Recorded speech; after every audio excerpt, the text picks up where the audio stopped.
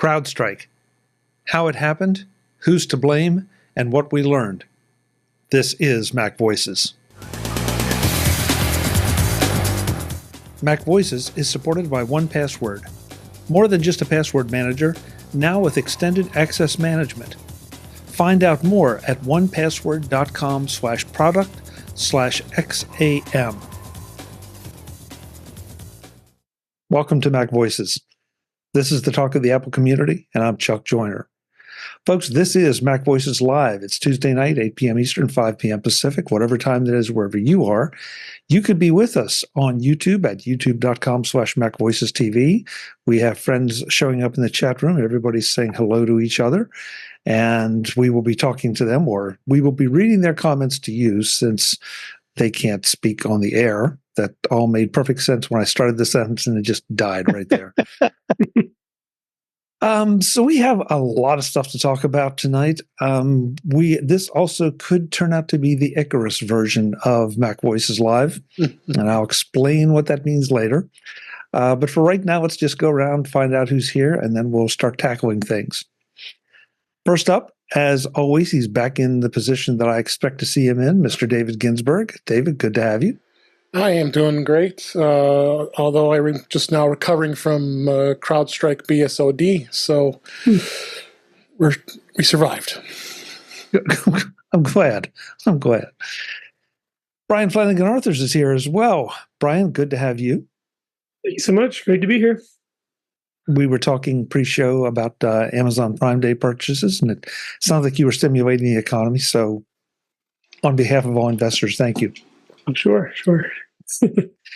Marty Jencius is here in black tonight. He's looking very ominous.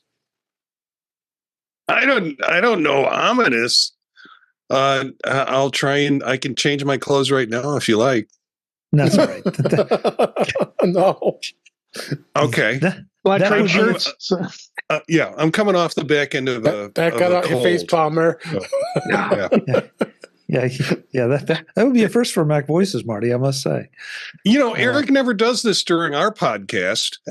He behaves himself. Well, he doesn't have other people commenting. It's just the two of you, and you two remain fairly civil. It's not that Eric is behaving himself; it's the rest of us that are not. Yeah. Eric Bolden, I think this is the second week in a row for that particular plant, isn't it? Yeah, it was a repeat. I was in Milwaukee people watching, and I didn't get a chance to switch pictures. It was supposed to be a butterfly. Oh, okay. Well, next week. Yeah. Next week. Good to have you. Good Jim Ray is here as well, picking on Eric. Jim, good to have you. Eric, we're going to have a private chat about what kind of people you were watching in Milwaukee. Yeah, chat with me afterwards. It was interesting. It was really interesting. We would, and that's why you should subscribe to After Dark, folks, because we will be talking about this after dark. Yeah. Last but not least, Mr. Web Bixby is here. Web, it's great to have you as always. I'm diligently trying to put up a new quilt picture because I've used this one for 3 weeks. So. It was interesting. Whoops. Okay, there was. Am I causing an echo? I don't know who was doing that. That's okay. Someone. We'll work it out. So I was messing around with loopback earlier today, so I could have screwed this up. So no, you sound fine, and I don't. Okay. That one just sounded like it was really delayed, though. That's why I was kind of stunned by it. So David said it, and I don't see how we cannot talk about CrowdStrike. This was just an incredible event, as it turned out, and it still is wreaking havoc with at least some companies. There's so many questions. It seems like the initial explanations and all, they seem to sort of be digested over the weekend, and now more questions are starting to come up. And so, David, I want to turn to you as someone who was sort of on the front lines of this. And, you know, I know we can't all talk about our work operations too much here on the show. But that said, give us an idea of your experience with CrowdStrike. Well, I can tell you that the experience was painful. That's probably a good word.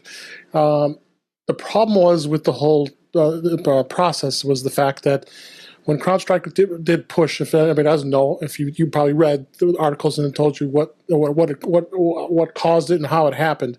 One little file, and the number is burned into my brain. Number 291 was installed, and that was a push of an update to CrowdStrike. CrowdStrike, if anybody doesn't know, is a cybersecurity tool, and it runs constantly in the background, but it goes into the core part of the OS. So it's down to the kernel. So only way you can get to the folder to be able to get it out of there is you have to have local admin rights on Windows. So the biggest problem was getting to talk through with users to try to get them to walk through this on a machine, because of course in Windows there's a number of things they had to be done. First off, we had to make a change in the BIOS because it was using a different type of way the drives were accessed. There was it's usually set in RAID for a laptop. Had to switch it over to HCI, which is the different type of way drives get accessed when Windows runs. Had to do that step, and then you had to spend at least a good 20 minutes trying to get it into safe mode. that was a big adventure by itself. That right there and then and there. And then finally getting it into safe mode with networking, and we got lucky towards the end that Microsoft came up with a fix where if you were able to at least get it on the network, even though it wasn't connected, whether it be directly or indirectly, it would remove that file automatically. But those types of scenarios were few and far between. Microsoft also came up with a bootable USB thumb drive that we could also use to potentially remove it. So they were being very creative and in trying to come up with a way other than the fact that you have to get the local admin password, and most companies lock that down pretty tight. You have to go through a system to be able to get the password and then have to provide it to the user. So and then getting them to type it in, and a lot of times those admin passwords are very complex. So needless to say, I'd say on average it took about 45 minutes to get somebody back up and running. So you had that issue. But overall, I think many companies made it through it. Obviously, more didn't than others. Like notably, Delta Airlines has still been having trouble with getting their systems back up. Only because they're very, very deep into their systems, and they're very dependent on, any airline is going to be at the airport. You have a computer up, and it was always funny to see these pictures with the blue screen of death sitting up on a screen trying to get to your flight. So, I think there's going to be some explaining to do. I think that the CEO, I believe, is going to be speaking with Congress, and because this really created a lot of havoc for a lot of companies, and it was quite an ordeal. A lot of IT teams I had to work over a weekend, and many others were seeing posts on social media saying, my feet hurt, I had to walk around, I had to actually go through, and some folks had to go do desk visits and go to each desk and help out.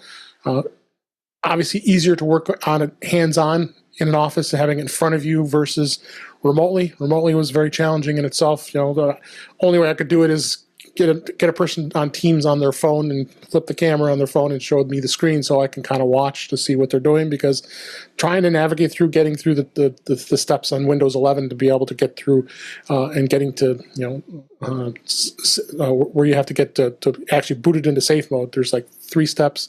Then you got the scenario of the recovery key and for encryption for Windows. That's a 40-digit number you got to put in to get that going. Do that 2-3 times to finally get into the mode for safe mode. And I joked many times during this event is that I'm so glad I'm on a Mac, usually, because I wasn't down when I was able to continue on. Even I had a manager ask me, I see your machine on here, it's broke, but how are you working? It's, I have my Mac. Oh yeah, I forgot you have a Mac. So I saw Brian in our private chat. He mentioned to me that this was affected, I believe, on Windows 10 as well as Windows 11. I'm not sure. I don't think anything older than that, and I would hope not. No one's running Windows 8 or Windows 7 at this point. But I know there was a lot of jokes about the fact that even there were some people saying that Southwest Airlines might be running Windows 3.11 and old XP maybe, and silly things like that, which of course wasn't affected. But All depends on the company and who's running the software. And CrowdStrike is probably one of the most popular cybersecurity tools that corporations use in these days. So, Web, I was also curious. Did you guys get hit?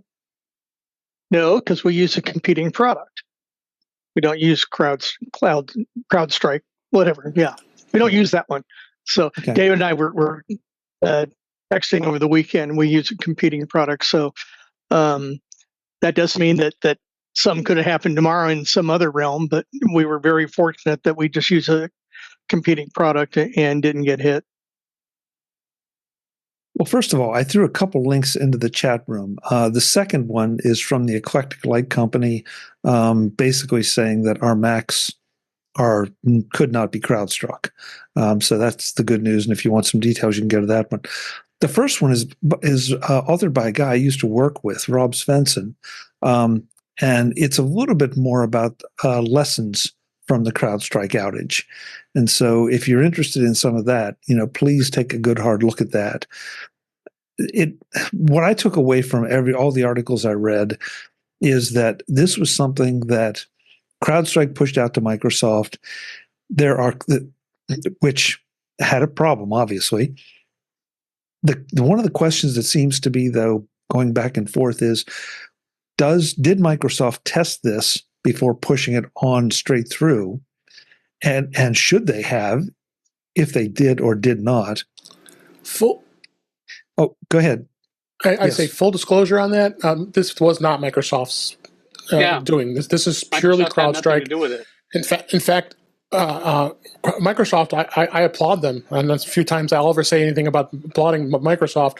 They had a blog post that described, what happened, how it affect OS, how it happens. They were the ones that, as I mentioned before, they came up with a PowerShell script that you can put on a USB thumb drive and make it bootable. So you could just take the thumb drive, put it on a machine that's affected, boot it up into this, and this tool ran a PowerScript command and remove the file. So getting around a lot of the steps I just described. So yeah, this was not a Microsoft thing. This was purely a fault with CrowdStrike. CrowdStrike works independently from Microsoft. They just their product goes deep into the core of the OS, and when it's in the kernel and when it's going into places where it's booting, that's where the problem is if something's affected in there, then it's going to blue screen, and that's caused those page faults and such that would happen. Jim, you had your hand up. I want to make sure you get into. Well, the main thing was David's point that, of course, Microsoft didn't test it because it wasn't their software. Right.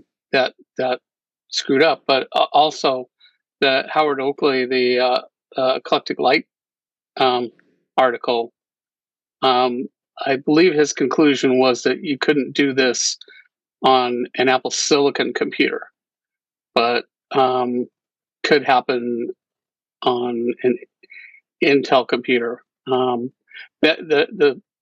other thing I believe is that this could happen on Linux. Basically the reason why it couldn't happen on Mac OS now is because Apple doesn't allow kexts anymore. Or at a minimum, you have to explicitly set your computer to a lower security level to allow them, which nobody's going to do, especially in a server environment. The other thing is, of course, the reason why this had such a big impact was because it mostly affected servers. And of course, not many Macs are used to servers. So even if it did affect Macs, it wouldn't have had this kind of impact. Oh, it hit servers good. I mean, the servers had to be fixed as well. So that makes it even worse. I mean, it's not so much that it impacted servers technologically, but it's just mostly people with servers tend to install this software, or people with servers are more worried about the underlying threat. So I'm curious, David, this USB stick thing from Microsoft, did that work even if you needed the administrator password? It did, because it did a workaround to get to it, as far as I understood. I didn't try it too extensively, but it was a PowerShell command that what was doing it. So That's kind of scary too, though, in a way. I mean, it's good short term, but it also is like, okay, that means they hacked around this password, which, what's the point of having a password if you can come along with a USB stick and then you don't need it? MacVoices is supported by 1Password. More than just a password manager, now with extended access management. Find out more at onepassword.com/product/XAM. 1Password is an app that is familiar to every Apple device user as a way to keep not only your passwords secure and easily accessible across devices, but also as a way to safely store other pieces of information that you need at your fingertips. Information like your credit cards, driver's licenses, crypto wallets, passports, and much more. That's exactly why you should be excited about their 1Password extended access management tool that is available right now for companies with Okta and coming soon to Google Workspace and Microsoft Entra. 1Password extended access management solves the problems traditional IAM and MDM can't touch, so that every single sign-on for every app on every device is secure. It brings all of your unmanaged devices, apps, and identities under your control. You are assured that credentials are strong, every device is known and healthy, and every app is visible. No more shady IT apps, no more users taking shortcuts with your company's security. It's security for the way we work now, and it can be security for the way you work today. Check it out at onepassword.com/product/XAM. That's onepassword.com/product/XAM. Thanks to 1Password for supporting MacVoices. So, David, I hear what you're saying. And again, the other thing though that seems to have come up is that CrowdStrike having access to the deepest part of Windows, to the kernel, is I guess the result of an agreement that they had to sign with the EU that said that vendors had to have the same access to that kernel as Microsoft. I don't know if you saw that one or not, but that seemed to be going around too. Lots of drivers do the same thing. I don't think there's any, and they've got, that's how that product works. It wouldn't work. Well, this is why I wanted to bring that kind of access. Yeah, I wanted to bring it up to this group because, I mean, unfortunately, to the layman, this seems like something that we talk a lot about privacy, and we'll probably get into that later too in the show for different reasons. But privacy and security, and so if any of these companies have access that deep in, it seems like it would be easier than it should be to insert something in there that could cause trouble. This was not a malicious thing, as far as we know. This was just a mistake, an error, whatever. But am I drawing the wrong conclusion, or am I seeing it wrong? I would just say, yeah, this is not news. What do you mean it's not news, Jim? I mean, it's news to people like you, but to people that are, programmers and whatnot, yeah, of course this could happen at any time. It could still happen tomorrow. There's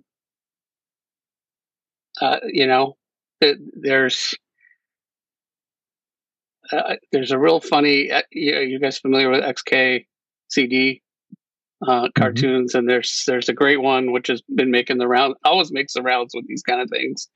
That shows like this big complicated castle that's all built up, a million miles high, and then in the bottom right there's like this. It's all resting on this one tiny little thing, like a Jenga game. That you poke that out and the whole thing falls down. And and then there's always like, yeah, and that thing is maintained by some kid in his basement in Kansas, or something like that. So you may recall we had this OpenSSL thing a few years ago. There was a Node.js hack just recently that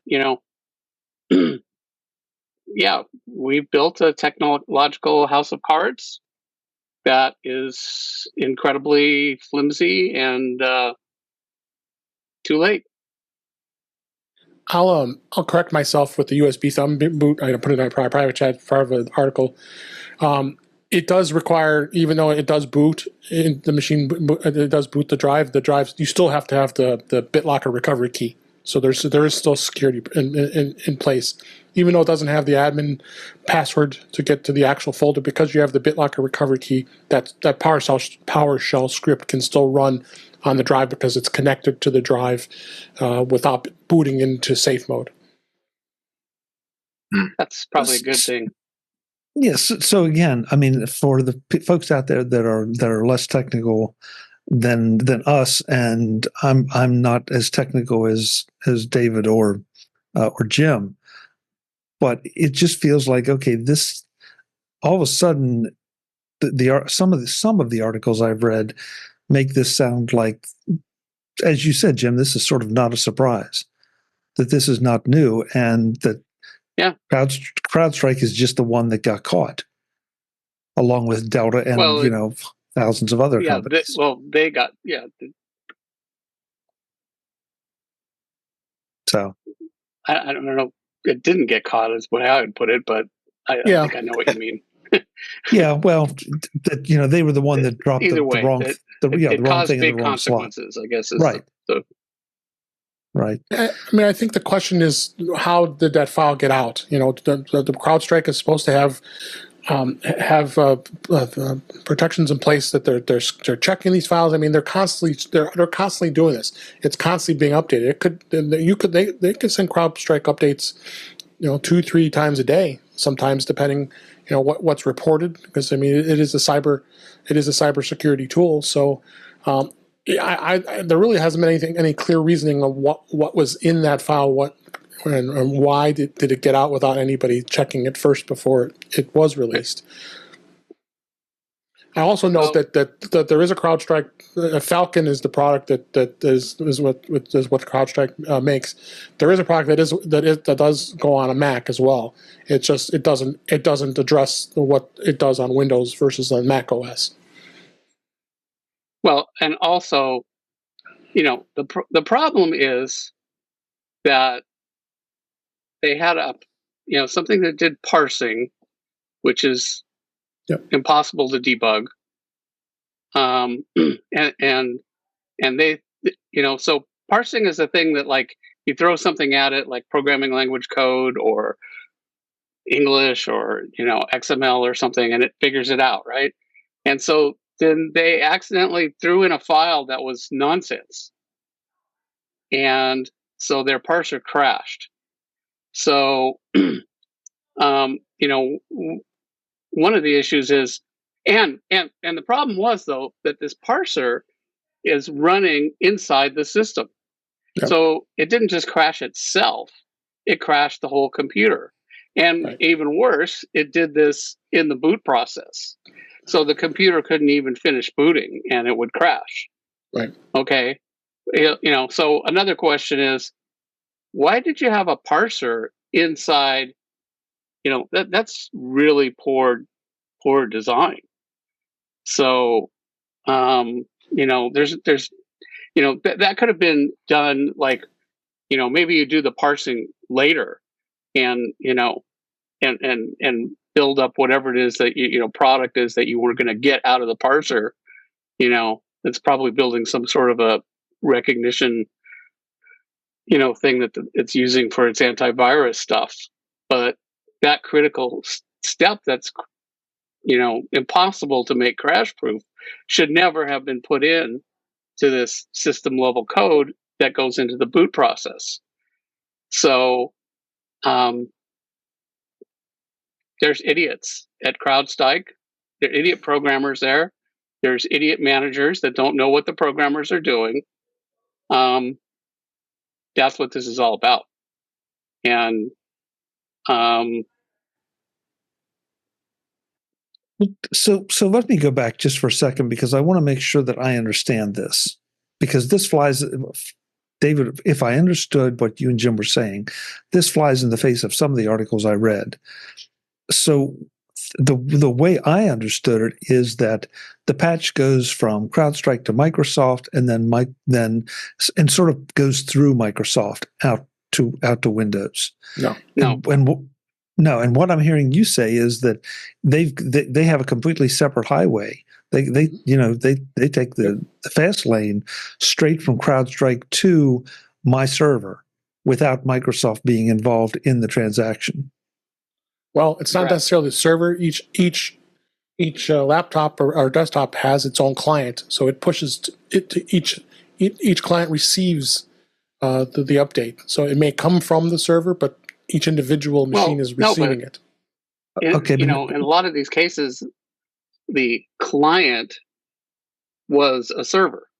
So the CrowdStrike client, people are running CrowdStrike software on the server. And, probably for you, David, this is probably a problem because people in your company had computers that they couldn't boot and couldn't use, and that's a problem for your company. Is that accurate? But, the bigger problem is a lot of these companies are running this CrowdStrike software on their servers. So, their whole public presence is down. Right. And, we can't run our airline. So it's affecting people that, they're just not even using Windows computers. Like, I'm just trying to get on an airplane and I can't because some other, Yeah. Well, the way it worked was it hit at that, as the timing. It started in Australia back in it started 4 a.m. Eastern times when it started happening.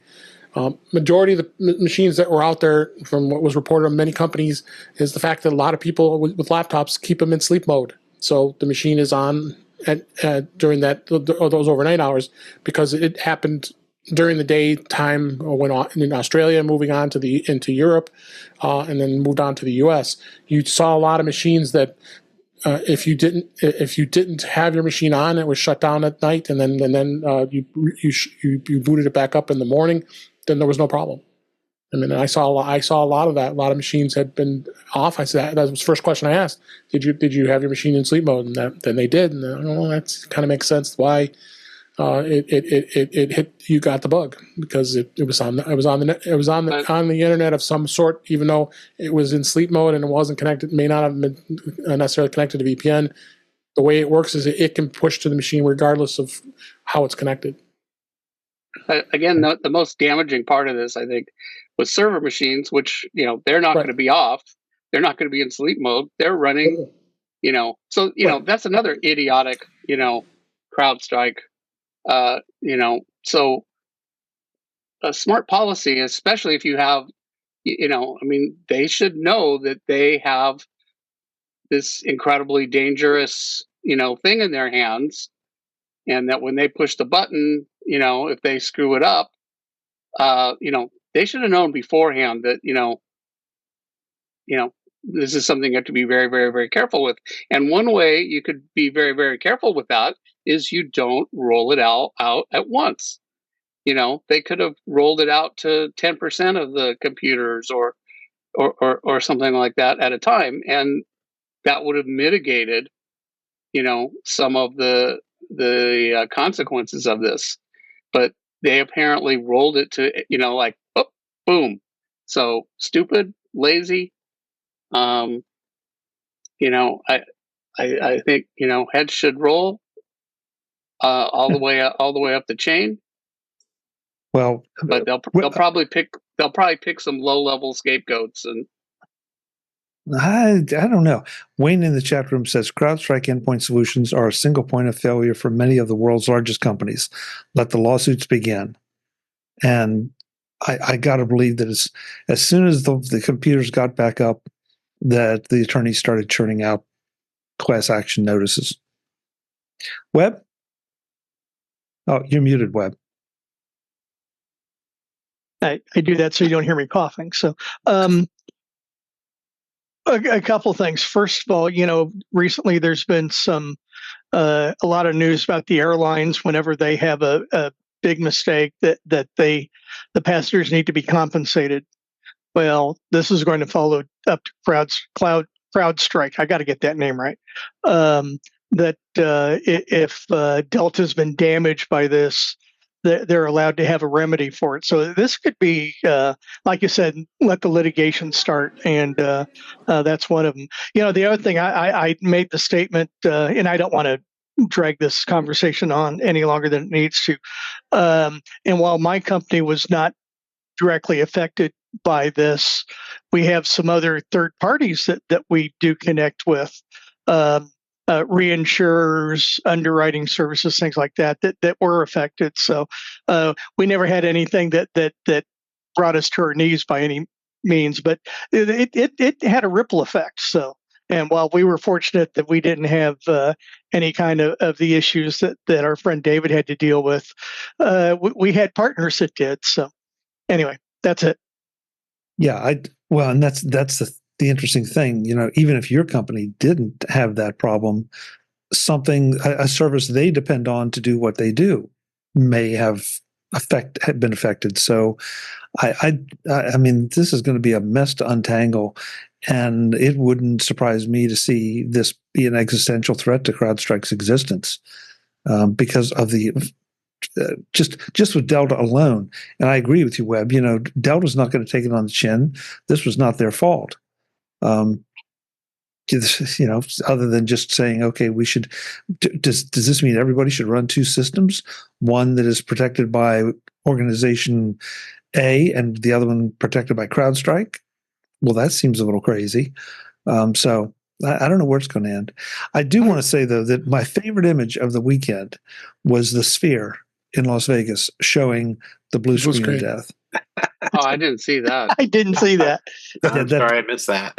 It's just like, this. Yeah, I'm sure it's on the internet. If only I could have seen that in person, that would have really made me happy. That's actually a new rage band, BSOD. Yeah. I'll throw in one more last comment if we want to move on.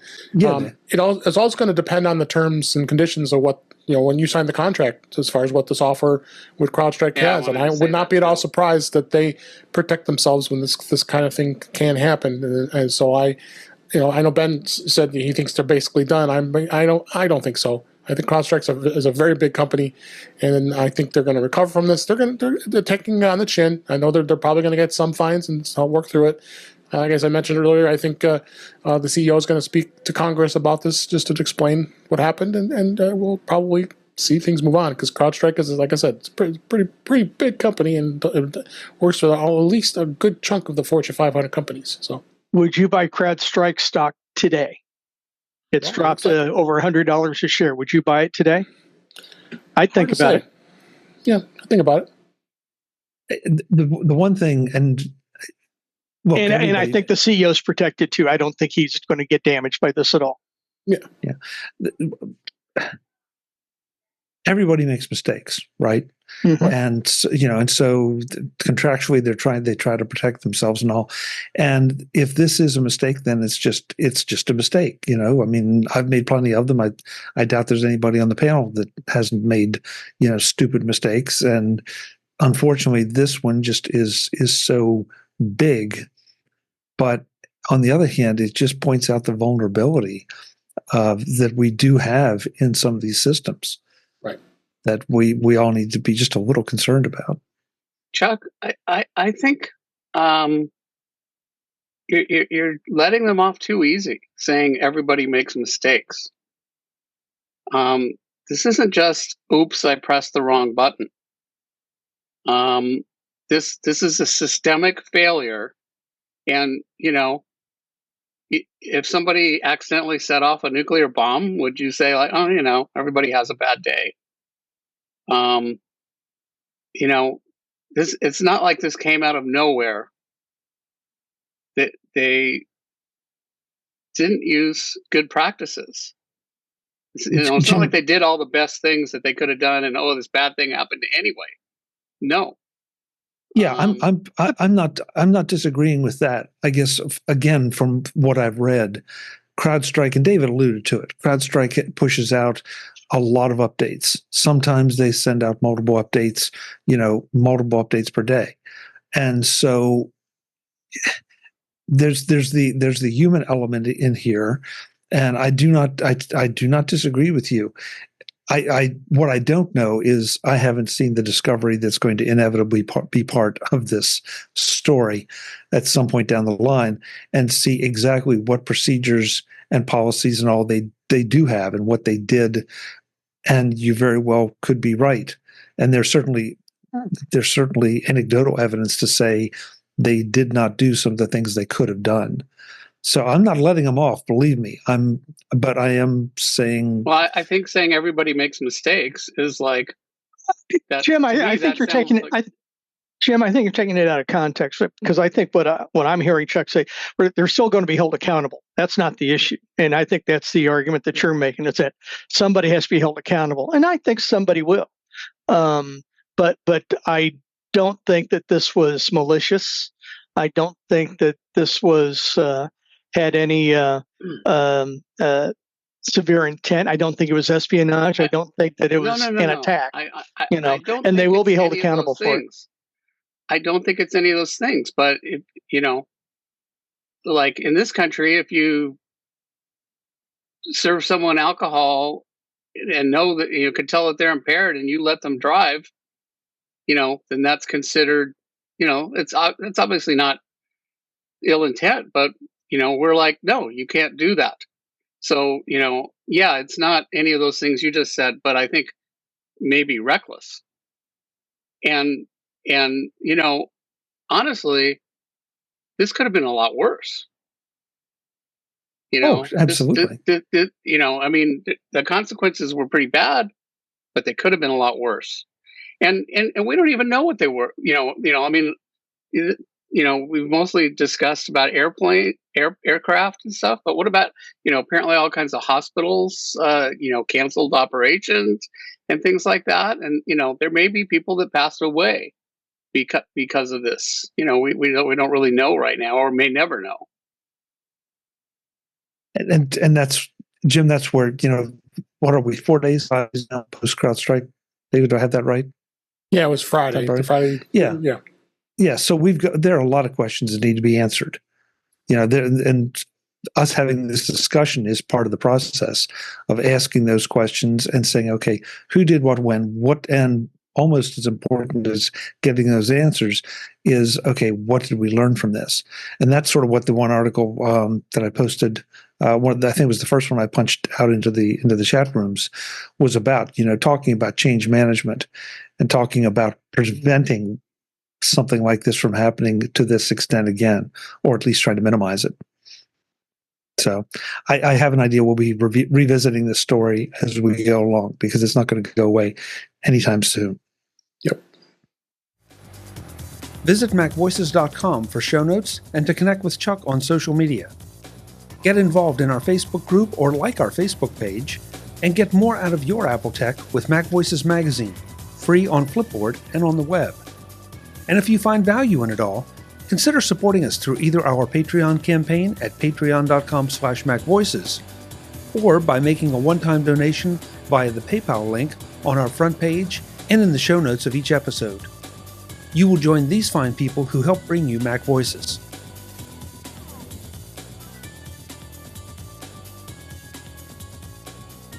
Advertising handled by Backbeat Media at backbeatmedia.com. Bandwidth provided by CacheFly at cachefly.com.